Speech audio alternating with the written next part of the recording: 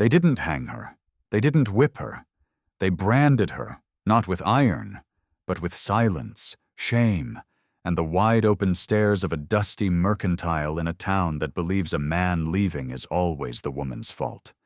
Her name is Nita, Apache, widow, 3 sons clinging to her skirts like ghosts with ribs.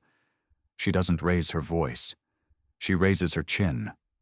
And across the street, a cowboy watches, a ghost in his own right, and he feels something in his chest crack open. The wind had teeth that day, scraping down the windows of Barlow's mercantile like claws. Inside, the air wasn't much kinder. Nita stood at the counter, spine straight, hand trembling as she laid 2 thin coins on the scarred pine. "I need flour and salt, Mr. Barlow, on credit," she said quietly. "Half now, the rest after harvest." Barlow's arms crossed. His voice, though, was a thunderclap, meant not just for her, but for every mouth-breather pretending to read labels behind her. "We don't run tabs for women who can't hold on to a husband," he said, each word sharpened by scorn. "This town has standards." The store didn't go quiet. It turned hollow. The kind of silence that swallows dignity. Behind her, Nita felt her 3 boys press closer. Caleb stiffened like a pine rail. Levi stared hard at the worn floorboards. And little Cody, only 4, clutched her skirt with both hands. "Please," Nita said, voice barely audible. "They're hungry." Barlow didn't even bother looking at them. "Maybe if you'd been a proper wife, Mitch wouldn't have run off. Now move along." The heat that flared in Nita's cheeks was shame, rage, and heartbreak, all tangled up like thorns. She gathered her sons with slow, mechanical grace. As she turned, a woman's whisper sliced through the air behind her, sharp and deliberate. "Shameless creature." That's when Cody's voice cracked the spell. "Mama, are we bad?" Nita didn't answer. Her boots hit the porch boards like the end of a prayer. Across the street she saw him, a man half shadow, half smoke, Silas, cowboy, drifter, damaged, leaning on a hitching post like he'd grown roots and lost the will to pull them up. He didn't speak, didn't blink, but he saw everything. He saw the pride in Nita's walk even as her heart bled out beneath her worn dress. He saw the boys, thin, silent, loyal, and something inside him, cold for 3 winters now, shifted. His jaw clenched, his hands curled at his sides. But he didn't move. Not yet. That night, Silas sat astride his horse on the ridge above her claim. The moon poured silver over a scene more haunting than any graveyard. Nita, her braid wind-whipped, swung an axe like a woman who'd never held one. Her boys huddled near a feeble fire pit, smoke and sparks rising into the black. No chimney, no real walls, just canvas scraps, warped boards, and prayers too old to answer. Caleb helped where he could, silent and serious.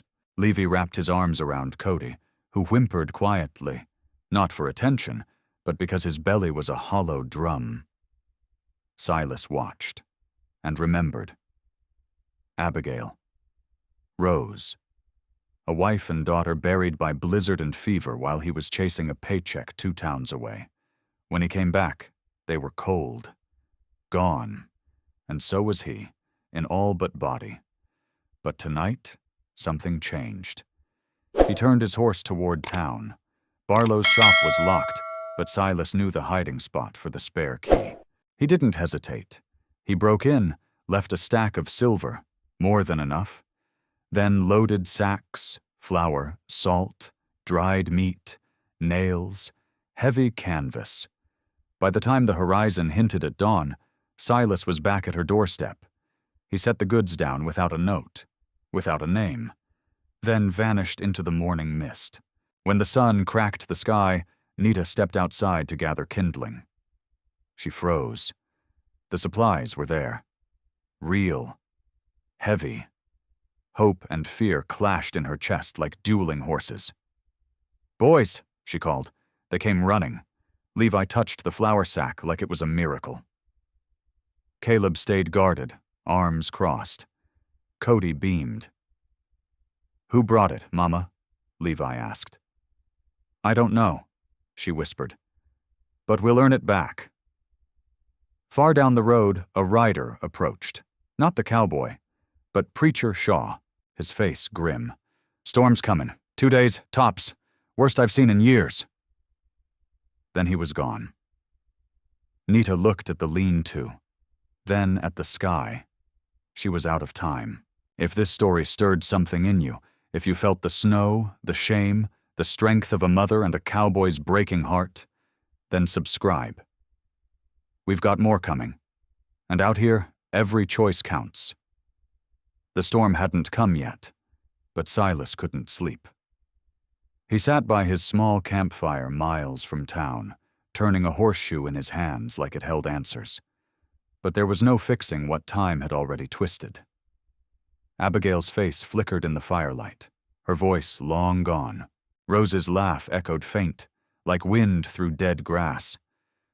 But now there was her, Nita Hale, Apache widow, 3 sons with ribs too close to their skin and eyes too old for their years.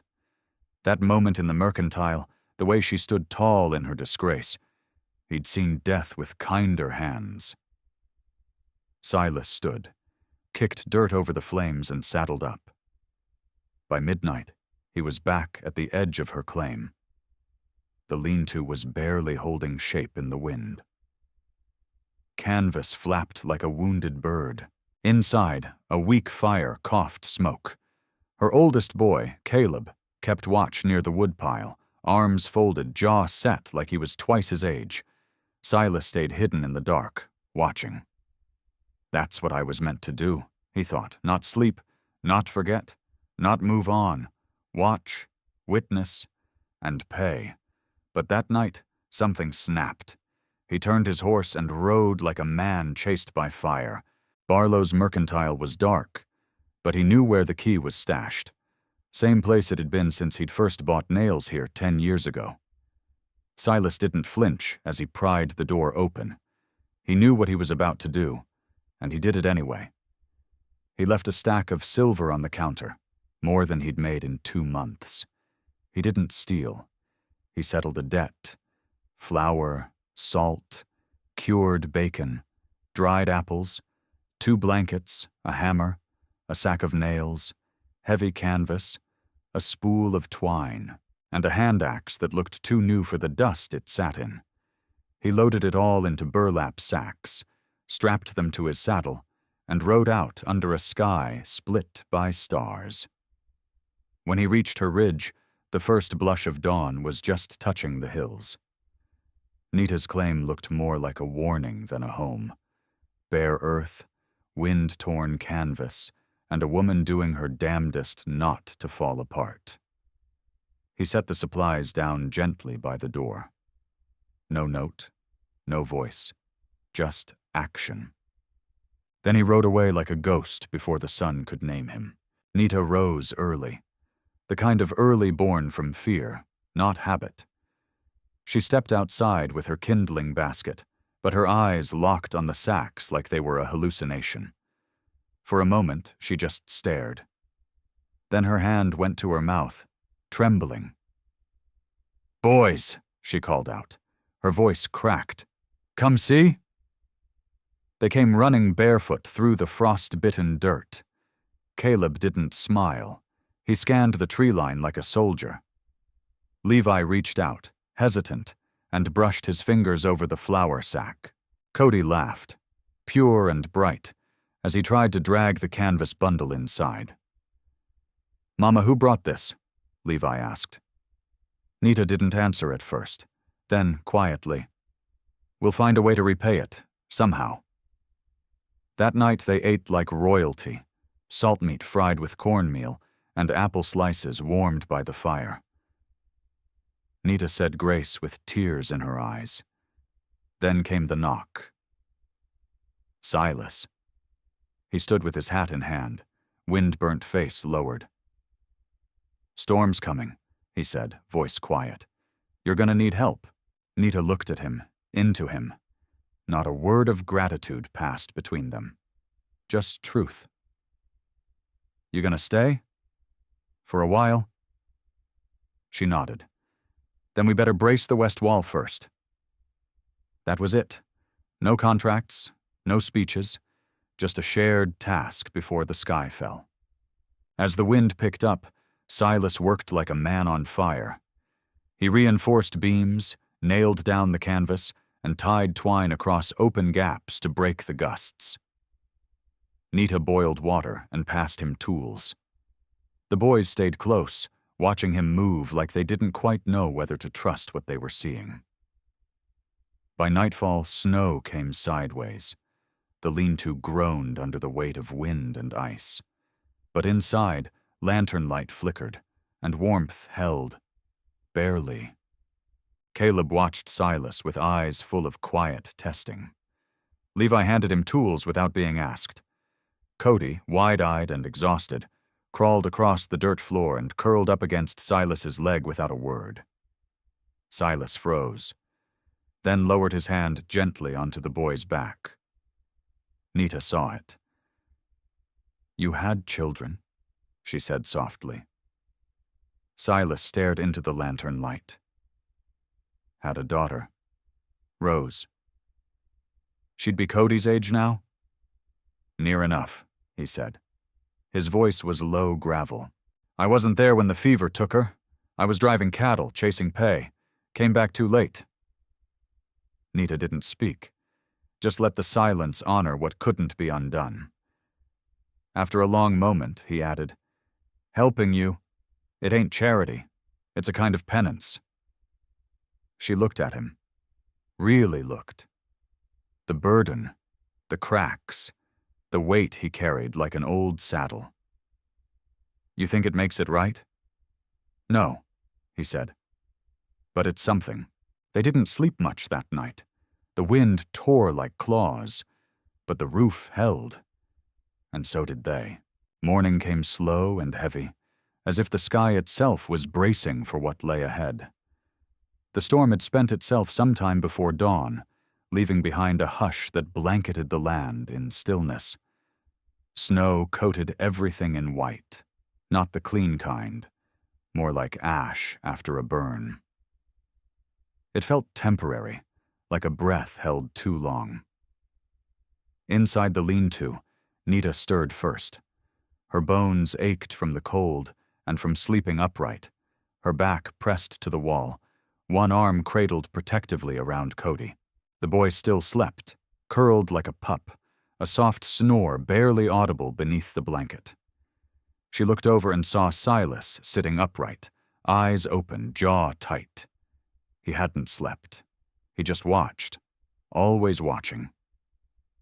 "Coffee?" she asked, voice barely a whisper. "I'd sell my boots for a cup," he said, managing a small smile. Nita chuckled softly, stood, and lit the tiny tin stove. The scent of beans and burnt grounds soon filled the air, enough to rouse the boys. Levi groaned and pulled the covers over his face. Caleb stretched, already alert, scanning the corners like a soldier checking the perimeter. He didn't trust peace. Not yet. They ate sparingly, just enough to warm their bellies. No one said much.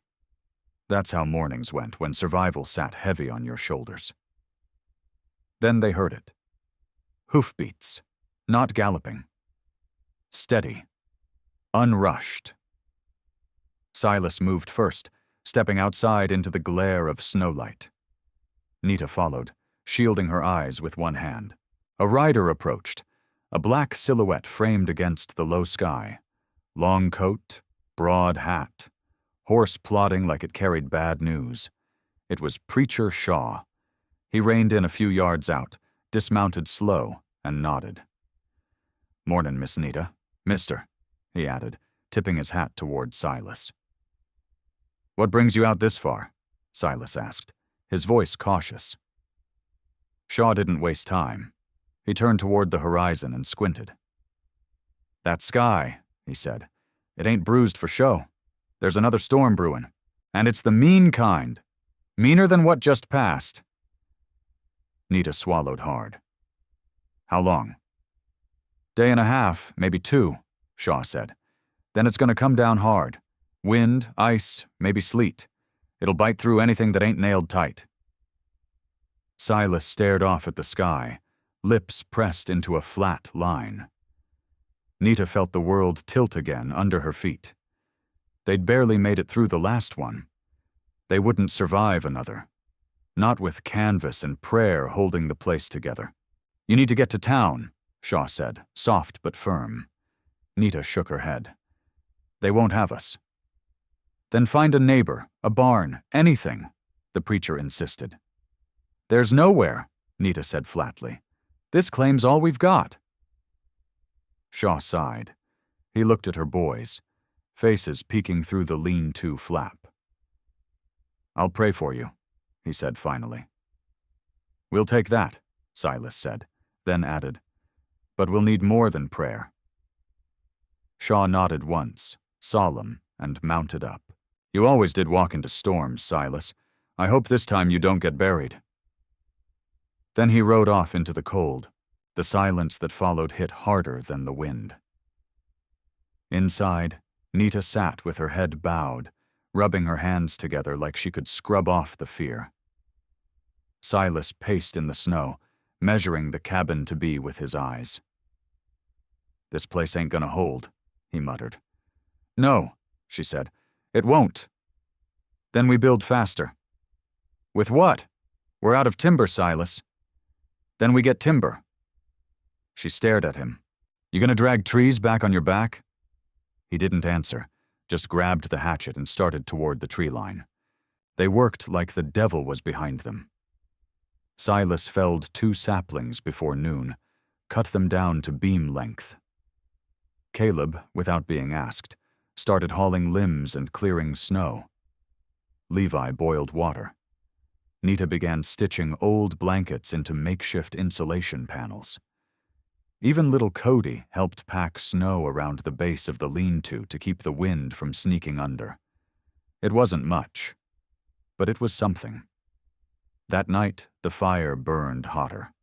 Not from more wood, but from effort, from shared sweat, from the feeling, quiet and stubborn, that maybe they weren't as helpless as the world had told them. Still, doubt crept in like frost. "Even if we make it through this," Nita said, low so the boys couldn't hear, "they'll come for us. Folks like Barlow, like the council, Elias Thorne. This land ain't safe." Silas looked at her. His eyes weren't empty like before. They were full of fight. "Then let 'em come," he said. "They'll find out we don't scare easy." Nita smiled, a tired, crooked thing, but it held. Outside, the wind began to rise again. But inside, for the first time in years, there was warmth that came from more than fire. By dusk, the sky had turned the color of an old bruise, deep blue rimmed in iron. Snow hadn't started yet, but the wind told its own kind of truth. It moaned through the trees like a warning, rattling the lean-to walls, licking the canvas seams like a wolf testing the fence. Inside, the little fire cracked and popped, but it couldn't quite chase the chill. The boys were bundled up, shoulder to shoulder, sharing heat the way pups do when the mother ain't close enough. Nita stirred a pot of beans over the flame, though her mind wasn't on supper. Her fingers trembled, not from cold, but from knowing what waited out there in the dark. A storm, yes. But maybe something worse. Silas came in carrying the last bundle of chopped wood. He stomped the snow from his boots, cheeks flushed from wind, not warmth. "That's it," he said. "We've got enough to last 3, maybe 4 days, if we stretch." "We'll make it stretch," Nita said. Her voice was calm steel. She always sounded like that when she was afraid. Silas nodded, setting the wood by the fire. He looked at the boys. Levi was telling Cody a story about coyotes that wore boots. Caleb sat quiet, whittling a stick, the blade moving slow and careful, his jaw clenched like he was bracing for something to punch him. That boy had seen too much. And Silas knew why. Because men like me keep leaving. By nightfall, the wind was screaming. The lean-to groaned under the weight of the storm. Snow blew sideways in thick, slanted sheets, packing into the cracks and knotholes. Silas and Nita worked like mules, stuffing rags into the gaps, shoving crates against weak walls, banking the fire as high as they dared. They didn't talk. They didn't need to. Every glance, every nod between them carried whole conversations. When the roof rattled, Nita looked at Silas. He said nothing, just pressed his hand over the canvas like it might hold the sky back. The boys didn't cry, not even Cody. That was the worst part. They'd learned not to. At some point past midnight, after the worst of the wind had driven into howls, Nita sat back against the far wall, breathless. "I used to think the world couldn't get colder," she murmured. "Then it did." Silas didn't answer. He sat across from her, cradling Cody, who had finally collapsed into sleep against his chest. The boy's tiny fingers curled into Silas's coat, like they'd belonged there all along. Nita saw it. Her throat tightened. "You never said much about your girl," she said. Silas's eyes stayed on the flames. "Her name was Rose. She liked to sing to herself when she drew in the dirt, always barefoot. Said boots made her feel like a mule." He chuckled, a single breath, almost too soft to catch. Nita watched him a long moment. "You blame yourself?" Silas nodded once. "I was chasing money. I told myself I had to provide, but I was 2 towns away when the fever hit. Abigail tried to get her to the doctor. They never made it." His voice cracked on the last word, then steeled again.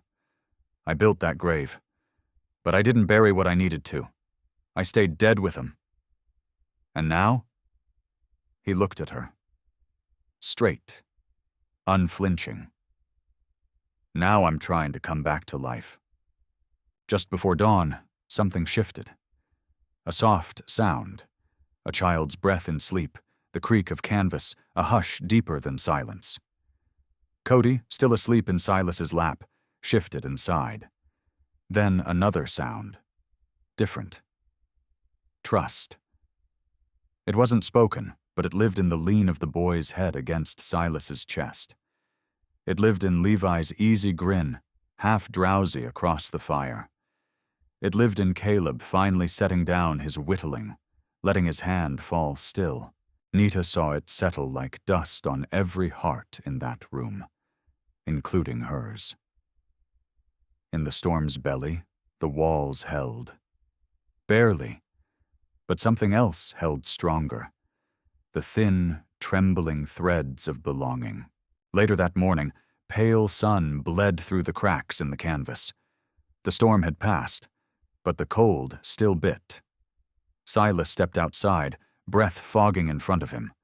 The land looked like another planet. White, flattened, quiet, but intact. Behind him, Nita stepped out, wrapped in a blanket. Her eyes scanned the horizon, then the sky, then him. "Will you stay?" she asked. It wasn't a question meant for promises, just one meant for now. Silas didn't hesitate. "I'll stay." And this time, something in his voice said it wasn't just a mercy. It was a choice. The storm broke, but the cold stayed. Snowdrifts clung to the ridgeline like sleeping beasts, and the trees groaned under their new weight. The world outside was whitewashed, battered, and still. But inside the lean-to, something else had settled. Quiet, steady, unfamiliar. Peace. Not the loud kind. Not the kind that shouted and danced. The kind you earned by surviving something together. Silas stood at the edge of the clearing, hands on his hips, staring at the wreck of what barely passed for shelter. "We're gonna need 4 walls," he said, more to himself than anyone. Nita stepped up beside him, her arms crossed over a threadbare shawl. Her eyes were rimmed with tired, but they held steady. "You think we can manage it?" Silas gave her a long look. "Don't reckon we've got a choice." She didn't smile, but something in her posture softened. "Then we'd better start." That morning marked the first real day of building. Not surviving, not hiding, but building. They started with trees. There wasn't money for lumber, but the pines in the back ridge were strong, and Silas showed Caleb how to fell one with clean cuts. "Let the axe do the work," he said. "It's about rhythm, not strength." Caleb listened. He didn't talk much, but he watched like a hawk, mimicking the swing, the stance, even the way Silas wiped his hands on his jeans when he paused. The boy's hands blistered before noon. He didn't say a word about it. That night by the fire, Silas wrapped them in cloth strips, gently, like he was handling something sacred. Caleb looked up once, eyes questioning. But he didn't ask. He didn't have to. Silas gave a quiet nod. That was enough. Levi took to hauling water from the creek, half skating over the snowbanks with a tin pail that sloshed and spilled, but always made it home full enough. "I'm the delivery man," he grinned, puffing his chest. Cody's job was gathering kindling, and he took it seriously. Tiny arms wrapped around bundles of sticks like they were gold. He named each one like a pet. The family didn't question it. Some things didn't need explaining. Nita cooked, mended, stretched the rations. She also kept a ledger in her head. How many nails left, how much salt remained, which piece of canvas could be cut and repurposed. When Silas wasn't chopping or setting logs, he was in town bartering, selling off a few of his remaining belongings to buy oil, flour, and one small surprise for later. He didn't say much about what he gave up. Didn't have to. The man worked like he was laying penance into every board. 3 weeks passed in the rhythm of honest labor. The cabin rose 1 log at a time. Rough, uneven, not pretty, but solid. Silas notched each timber with care, teaching the boys as he went. "Don't cut corners," he told Levi one afternoon. "You cheat the wood, it comes back to bite you." "That true for people too?" Levi asked. Silas looked up from his hammer. His smile was sad, and it lingered too long. "Yeah, son, it is." One afternoon, with the roof half done and the walls standing firm, Silas rigged a rope swing from an old cottonwood. He didn't say why, just tied the knots, tested the seat, and stepped back. Cody squealed with joy and climbed right on, laughing like thunder over the hills. Levi gave him a shove.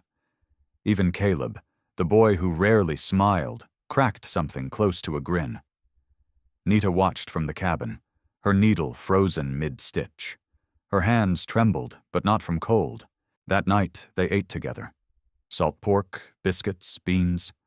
The firelight flickered on faces that hadn't looked this alive in a long while. Levi, mouth full, asked, "Silas, you ever get scared of anything?" Silas didn't answer right away. He stared into the fire, his face shadowed. "Yeah," he said. "Failin' folks that count on me." Levi nodded like that made all the sense in the world. Later, after the boys had fallen asleep in their shared blanket pile, Nita and Silas sat outside. The stars were clear. The air had that sharp bite, but neither of them moved to go in. "You know," Nita said, her voice quiet, "I keep waiting for the other shoe to drop." Silas looked at her. "Ain't no shoes left, just steps to take." She nodded. "Still feels like it's all held together by thread." Silas leaned back against the wall. "Then let's braid the thread tighter." A pause. "You stayin'?" she asked, not looking at him. I already stayed, he said. Now I'm buildin'. Spring hadn't come yet, but the days were longer, and the snow wasn't sticking. The ground was still hard, but it didn't bite like it used to. You could hear water running beneath the frost in the creek, like the earth itself was waking up. The cabin stood now, 4 solid walls, a roof half done, chimney smoking on cold mornings. It leaned a little east and creaked when the wind caught it wrong, but it held. Most days, that was enough. Silas spent his mornings splitting logs, then showed Caleb how to notch and fit them. The boy caught on fast. Quiet, precise, like a craftsman in the making. Levi ran the cook fire with surprising skill, and Cody never stopped asking questions about trees, stars, horses, God, and whether beans counted as vegetables. Nita stitched new curtains from flour sacks. They were crooked. They were beautiful. Things felt possible until the vulture showed up. He came up the ridge late one morning, dressed too clean for real work, gloves with no calluses, a coat that hadn't seen dirt, a saddlebag full of intentions. Elias Thorne, land speculator, smiled with his teeth, not his eyes. Rumor had it he'd bought half of Coldwater, one bribe at a time. Nita saw him first. She stepped off the porch, wiping her hands on her apron, her shoulders set. Afternoon, Thorne said, tipping his hat like a gentleman. Heard you were building. Thought I'd ride by. Silas stepped out behind her. He didn't say a word. Just stood still, hands at his sides, close enough to the pistol on his belt to speak without talking. Thorne's smile thinned. Quite the homestead you're throwing together here. Mighty impressive for a claim with no papers. Nita stiffened, but didn't blink. We filed months ago. That right? Thorne clicked his tongue. Must have gotten lost in the shuffle. Silas finally spoke, voice low and steady. We'll refile. Oh, I'm sure you will, Thorne said, eyes still on Nita like she was a pawn he already owned. But you know how government works. Paperwork's funny. Sometimes it disappears. He let that hang. Then turned to Silas, voice syrupy smooth. You her husband? No. Silas didn't flinch. But I'm the man standing between you and her boys. A pause. The wind blew. Thorne tipped his hat again, slower this time. Just being neighborly. Then he turned and rode off, his horse silent on the frosted dirt. But the silence he left behind was loud. That night, Silas walked the perimeter after the boys fell asleep. Nita waited on the porch, arms folded tight. He's not done, she said. No. You believe he paid to have that claim buried? Silas nodded. Wouldn't be the first time he bought a law. Nita looked out over the dark fields, nothing but scrub, snow patches, and stubborn will. He wants the land? He wants control, Silas said. And you being here without a husband? You're easy pickings in his eyes. A pause. Then Nita said something that surprised even her. Well, he can go to hell. Silas smiled. Not big, but true. That's the spirit. The next morning, Silas taught Caleb how to use the level, measuring slope for the second roof beam. They worked quiet and efficient, side by side. Levy helped Nita plant onions. The ground was tough, but they made it yield. Cody chased a grasshopper through the frozen mud, laughing so loud it echoed off the canyon wall. That's when Silas knew. This wasn't just shelter anymore. It was home. And that meant it was something worth fighting for. But home doesn't mean safe. That night, he found tracks along the edge of the claim. Too neat for wolves, too wide for coyote. Boot prints, men. He came back to the cabin, quiet, and latched the door behind him. "What is it?" Nita asked. "Company," he said, "or the kind that thinks it owns the place." She didn't ask more. She just stoked the fire and checked on the boys. Outside, the wind kicked up again. But inside, the warmth was real, even if the threat was closing in. Silas left before dawn. He saddled the old bay quiet so as not to wake the boys. Nita was already at the stove, tying her braid with one hand and tending beans with the other. "You sure about this?" she asked without turning. "Can't let him keep playing games with your name," he said. "The claim's got to be legal, proper, paper in hand." "And you think Coldwater's gonna play fair?" Silas shrugged. "Fair doesn't matter, but showing up does." Nita turned then, eyes sharp. "Be careful." He didn't answer, just touched the brim of his hat and rode off, the rising sun barely a bruise on the horizon. The ride into Coldwater was long, cold, and quiet. Just Silas, the wind, and the weight in his chest. He carried a copy of the original claim. Nita's name signed clear as spring water, dates, map, all proper. It should have been enough. But men like Thorne didn't need bullets when they had paper and people in their pocket. The land office sat like a sore tooth at the edge of town. 2 stories of peeling paint and false authority. Clerk Evans was behind the desk, chewing on a toothpick like it was a badge. Silas laid the claim down. "Need this registered. Was filed before, but I believe it was misplaced."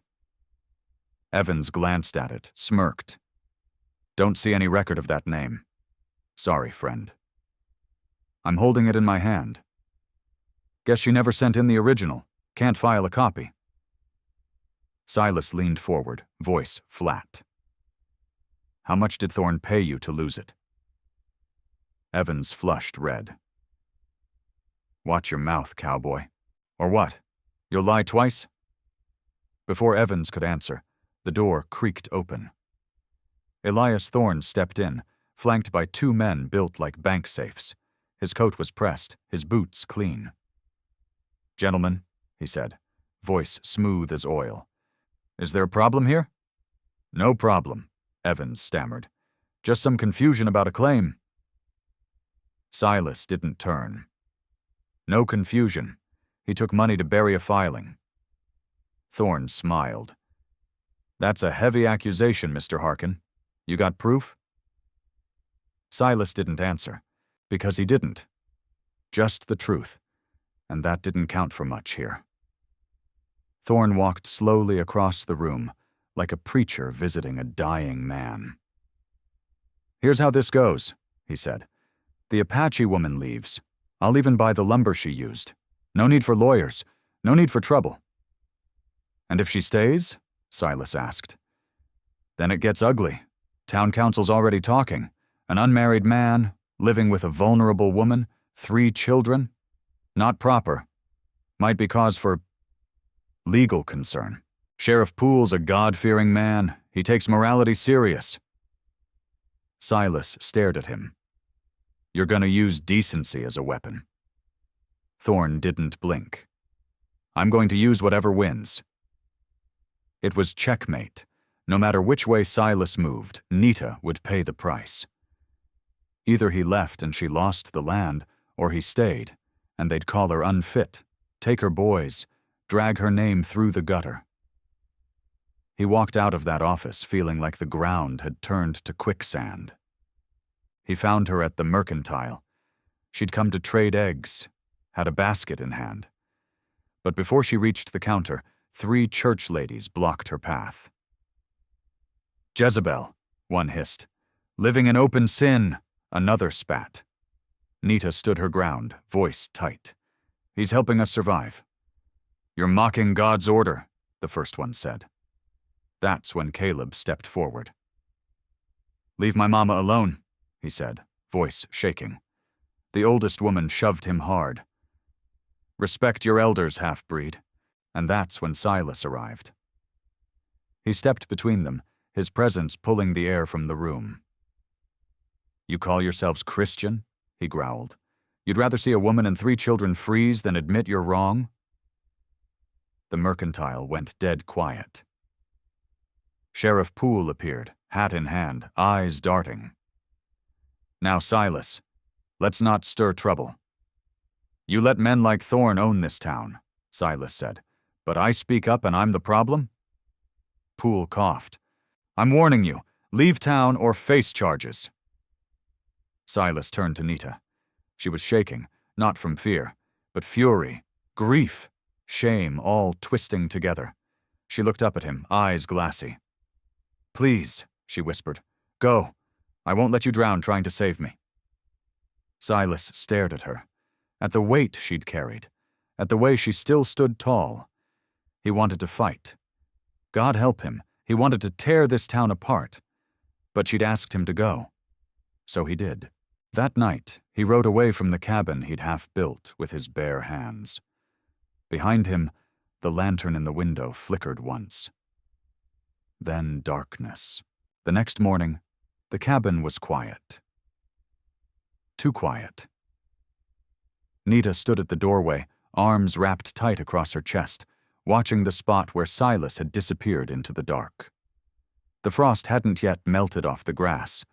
The swing he'd built for Cody hung still, one rope twisted like a question that hadn't been answered. Inside, the boys were silent. Not from confusion, but knowing.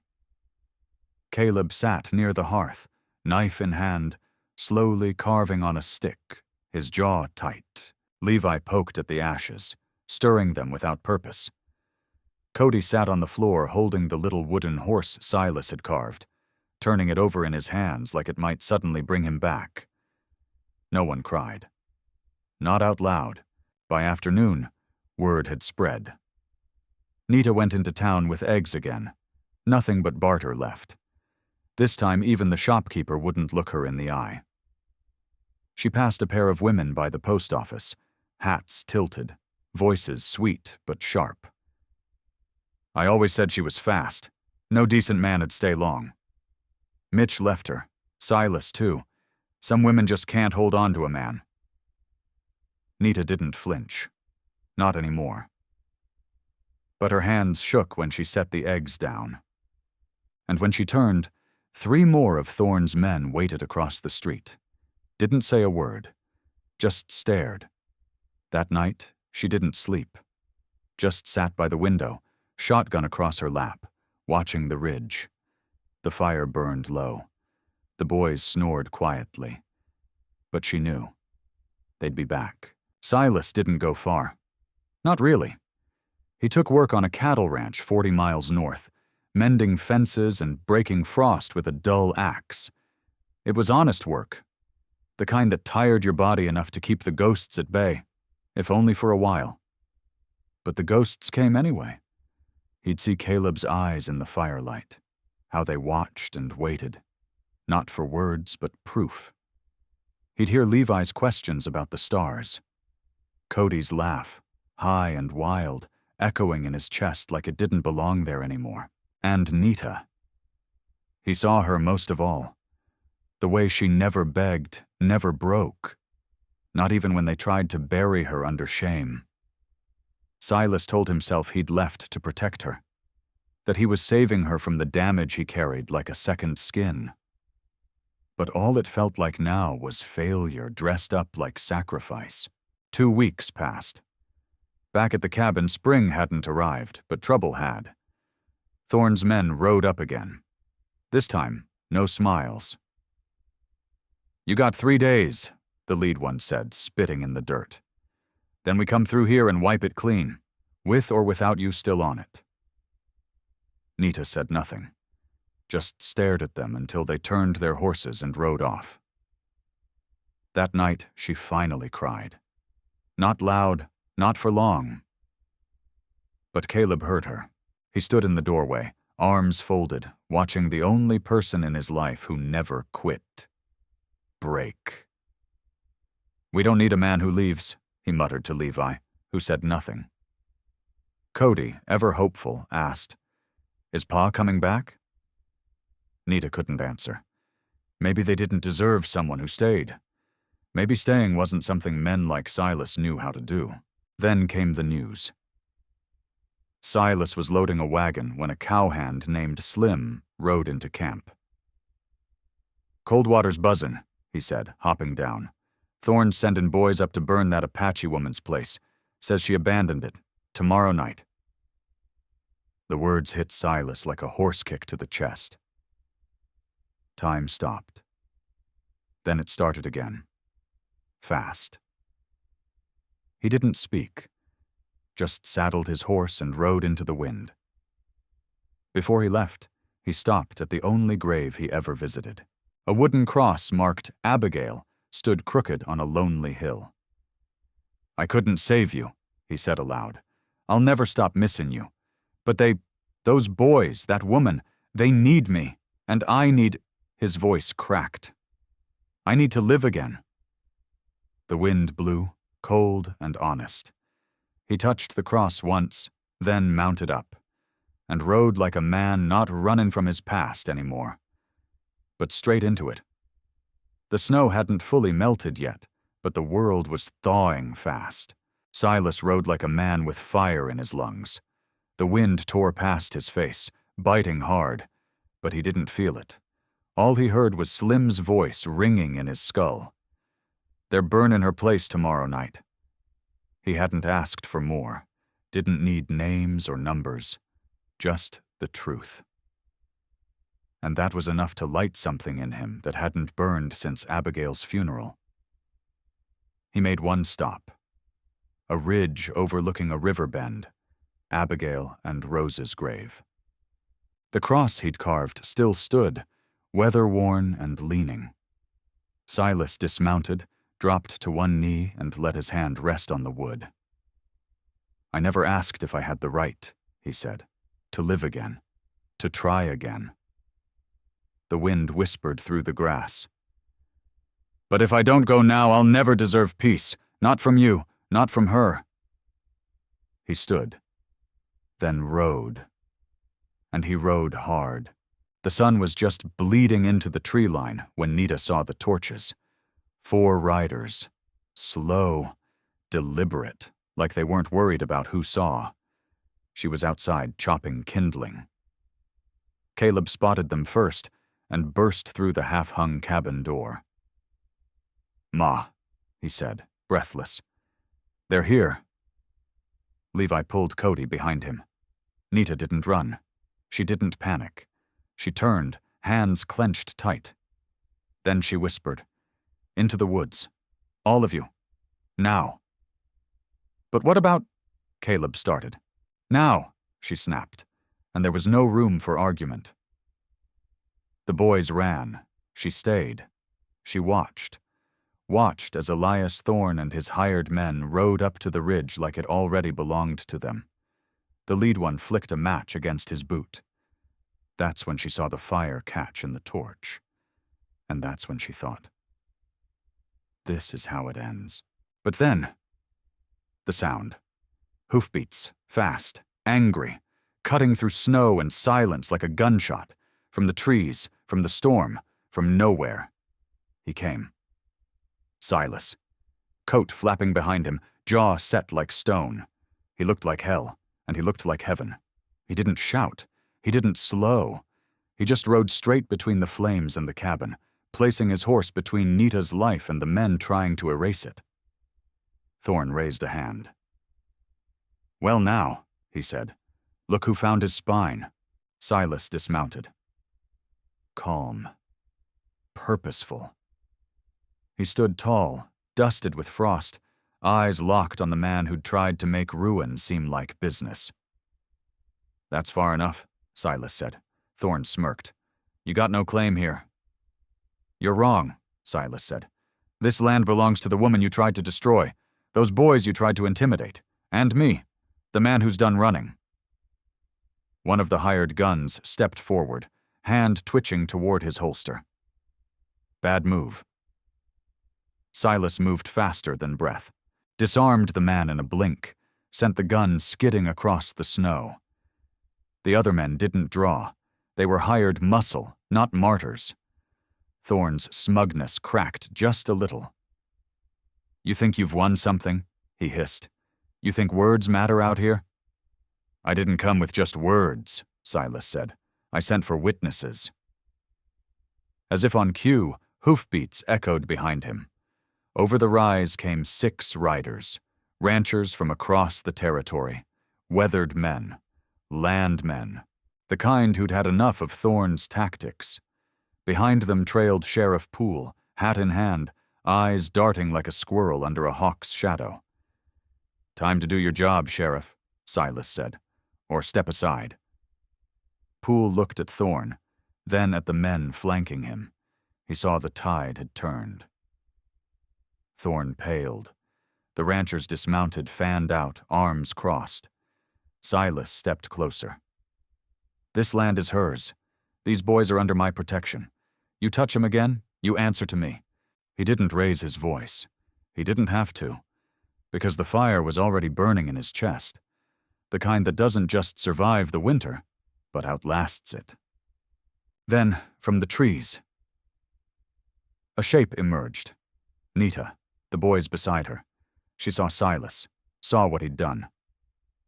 He took off his hat. "I'm sorry I left," he said. "I thought I was protecting you. Truth is, leavin' was the real failure." His voice cracked. "But I ain't leavin' again." He looked at Caleb, then Levi, then Cody. "It ain't a promise, it's a vow." Cody broke first. He ran across the snow and threw himself into Silas's arms. Levi followed. Then, after a long pause, even Caleb came forward, eyes wet but shoulders straight. Finally, Nita walked to him, and she didn't say a word, just leaned into the man who came back, the man who stayed. The first warm wind of spring came late that year. It blew through the Pecos Basin like a breath the land had been holding too long, soft but sure. Snow melted into muddy trails, rivers rose with fresh purpose, and the cottonwoods began to bud green at last. Out at the edge of that wild, stubborn earth, the cabin stood still. But it was no longer the same. The porch had been rebuilt, sturdy and square. The fence stood straighter than before. Smoke curled from the chimney like a signal. We're still here. And in the field beyond, Silas and the boys walked the rows, shoulders bent, hands dirt-streaked, hearts healing. They planted not because the world was safe, but because it was theirs. Nita stood inside the cabin, staring at a small, carved box resting on the table. It was old, made from juniper wood. Her father had kept his arrowheads in it, her mother, her herbs. Inside now, 3 things: a hawk feather, worn smooth, the deerskin bracelet Caleb had made her, and a folded paper, creased, stained, but never opened since the day it came. Silas had written it before he left, a letter he never gave her. She unfolded it now, hands steady. "Nita, if you're reading this, I probably didn't come back. I wanted to say I'm sorry. For leaving. For all of it. I was afraid. Of failing again. Of loving again. But the truth is, I already loved you. Not because you needed saving, but because you never asked me to be anything I wasn't. If there's a next life, I hope I get to find you sooner. But if there's still time in this one, I'll fight for it." She smiled and wept. Both, then burned the letter in the stove, watching it curl to smoke and vanish. No ghosts left now, only the living. That evening, they gathered outside. A long table set under the cottonwood. Emma Carter brought cornbread. Old Man Barker brought fiddle music. Pastor Turner said grace, short and plain, like always. Neighbors sat beside neighbors, Apache beside Cowboy. No talk of bloodlines or brands, just stew, laughter, and the clink of tin cups. And Silas. He sat at the end of the table, not at the head, because he wasn't leading. He was with them. At last. Later, after dishes were cleaned and fireflies danced over the wheat, Silas walked out back alone. The barn door creaked as he leaned against it, hat in hand. Nita found him there. "You still think you're not the praying kind?" she asked softly. He smiled without looking. "Don't gotta kneel to know what matters." She stepped closer. "And what matters, Silas Boone?" He turned, looked her full in the eye. "You," he said. "These boys. This land." He paused. "And maybe forgiving yourself ain't about being worthy. Just about choosing to stay, no matter what hell tried to chase you off." She took his hand. "Then stay." He didn't answer. He just kissed her. Slow and quiet, and without apology. They buried the past with the plow, planted beans, corn, and something harder to grow. Hope. The boys worked harder than ever, but laughed more, too. Caleb took over fixing the fence line, talked less, but watched more. Levi started carving again, built a wind chime that never stopped ringing. And Cody, that wild colt of a boy, declared one morning he was going to be a preacher and a bronco rider. At the same time, Nita just smiled. Let the world decide what it thought. She already knew what mattered. And Silas? Some days he still walked out to the edge of the ridge, where the past liked to whisper. But now, he looked forward more than back. One morning, Nita found him hammering a post into the earth by the field. "What's that for?" she asked. He nodded to the rough wooden sign he'd carved. It said only 2 words. The Claim. Not a ranch name, not a warning, just the truth. They had staked their lives on one another, and that was worth more than land or gold. Epilogue. 1 year later. The cottonwood was taller now. So were the boys. The porch creaked under weight it hadn't seen in a while, a small gathering of travelers seeking rest and fire. Silas opened the door, face grayer but eyes lighter. Nita stood behind him, her hands still strong. They welcomed strangers like family, because once someone had given them a second chance. And every now and then, someone still asks, "Is it true what they say? That a cowboy once bought back a woman's soul for $2 and stayed to build her a kingdom?" No one answers outright. But if you sit long enough by the fire, someone might whisper, "He didn't buy her soul, he earned it." The end. What would you risk to claim a life worth living? And once you've found it, what would you do to stay? Would you choose to stay? Is this conversation helpful so far?